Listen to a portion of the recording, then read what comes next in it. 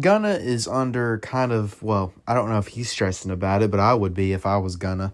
He's got a lot going on right now. Not long after he dropped his project, Young Thug has been talking about him pretty rough. A lot of rappers have actually, but Young Thug, I'd love to make a video about it because I thought I'd heard all the voice messages and stuff that have been dropping about Young Thug and all his prison calls and stuff.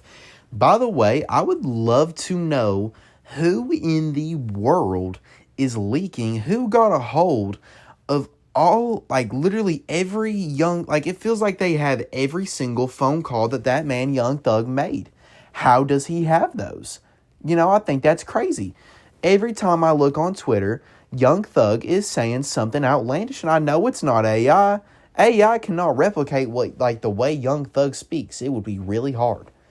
But, like, some of the stuff he has said, man. Now, this is mainly for a different video that I want to do once I actually catch up on everything that Young Thug has said about everybody. It kind of just, I ain't going to blame him for talking like that. He didn't think anyone else would hear it. So, I'm sure if you tune back some of some conversations we've all had, we'd probably all be like, dang, we kind of sound crazy right there. You know what I mean? But that's a little out of context because I don't really know everything to the extent of what he has said. You know what I mean? I just know some of it. Anyway, Gunna has been a victim of that. However, Gunna has also been a victim of this stuff for the past, I want to say, 2.5 years. I think that's when A Gift and a Curse dropped. And by the way, I really liked A Gift and a Curse. I believe the review is on this channel. I liked it. I think the review's on this channel. I could be wrong. I do know that One of One is on this channel. And I don't really remember. I want to say I gave it a 6 or a 7 out of 10, but I could be wrong there. And in hindsight, that feels about right. Because a lot of One, it started off strong, but along the middle and the end, I kind of lost interest. And I kind of have the same thing to say about it on this project. Gunna, okay, first problem with a Gunna project is how long they are. One of the best things about A Gift and a Curse is it wasn't that long. A Gift and a Curse is like 22 songs long, I believe. That's sign number one. I don't think Gunna has ever been able to carry long projects without a lot of features. And he has even less features now because he's in being blackballed. It's not crazy to say a lot of artists won't work with him because of the stuff that he's a lot of the titles around his name, their loyalty to Young Thug. A lot of these rappers aren't going to work with him. You know what I'm saying?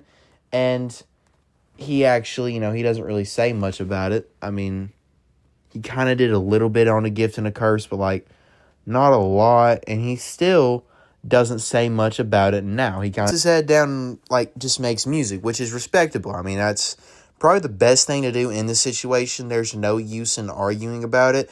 Maybe after we know everything that has been said and after these leaked prison calls stop fucking leaking, and maybe after Young Thug drops his album, sure, maybe we can hear, what Gunna has to say about all of it. Maybe he can get a proper chance to defend himself.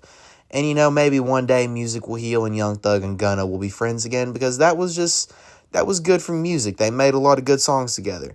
But let's talk about this album. The Last Wun, which is actually kind of crazy. I don't know what the next title of his project is going to be.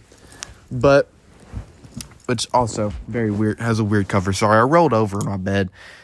But it's actually kind of interesting to me because I feel like Gunna, honestly, can kind of use this whole being blackballed by the industry a little bit to his advantage.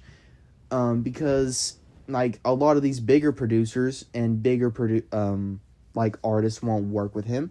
He can use this chance to find smaller artists who don't really have these loyalties to Thug, who don't really have this idea that they have any kind of street cred, or not even just stuff like that. They don't have this idea of, if we work with Gunna, it's going to affect the rest of our careers because people are not going to want to work with us. Oh, I'm smaller. Gunna's significantly bigger than me. I'm going to work with him. You know what I mean? The only, big rapper that's actually, consistently working with Gunna is Offset. They've, they've featured each other on their Offset Last Wun project. Or he's been on both of Gunna's projects. Gunna's on Offset's new project, and they've had multiple singles together. Like, that's kind of cool. I think they've built, like, I wouldn't call it, hearing Offset talk about it in interviews, I wouldn't call it necessarily a friendship, but they kind of just like making music together. I mean, obviously, I'm not going to say they're not friends, you know what I'm saying? But that's just not what it seems like. They got good chemistry. They make good songs together. And the song with Offset on this project is good. It is a pretty good song. It's one of the better ones on the album. GP is another pretty good Gunna song on this project. Notice how both of these songs are at the beginning of the album, because this album has the same problem Last Wun did. It has that issue where it is a lot more interesting in the beginning, and it starts to die down because a lot of the songs sound the same. Except I think this one is a little bit better than the Last Wun. I do think it is a little bit better. It's not crazy better.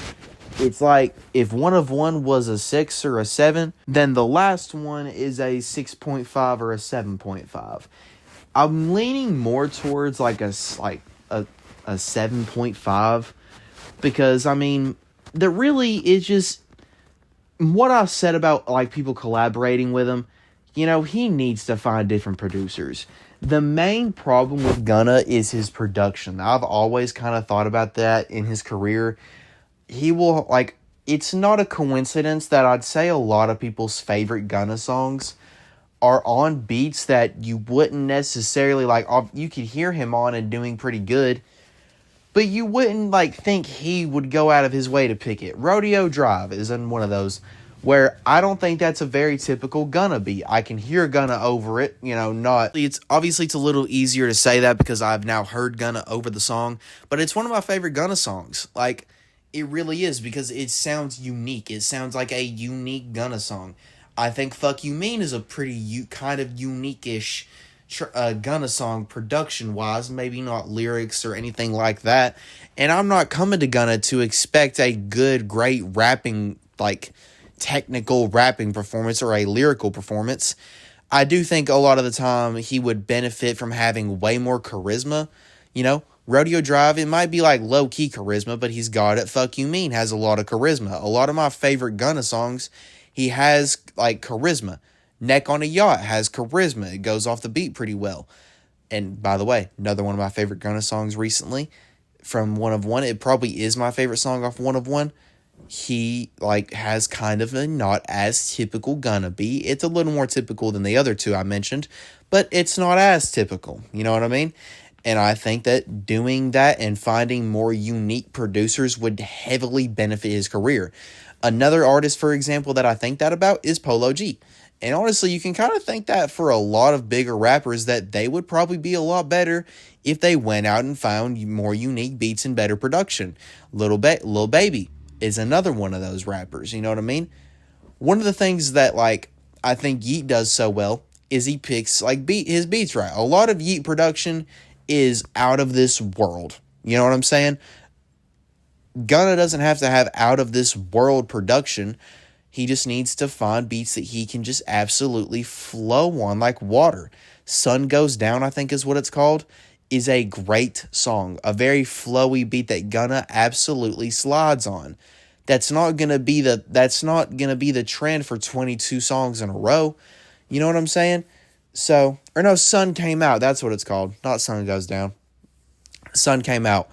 Nasty Girl and On Camera from, like, the first Wunna is one of those songs that, like, the beat isn't a typical Gunna beat, and it sounds a lot better. He absolutely slides over it. He needs to find different producers.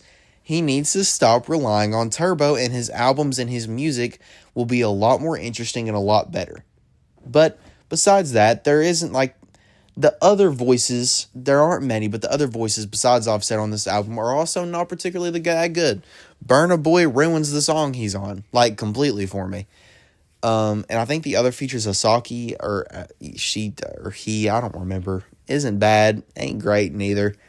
But, you know, scratch having other, like, voices, cut down your album by about 6 or 7 songs, actually 8 songs, more like it. Have crazy unique production, not like crazy unique, but have better production choices. Have a couple features of smaller artists who are willing to work with you, and boom, call it a day. You'll be fine. I give this project a 7.5.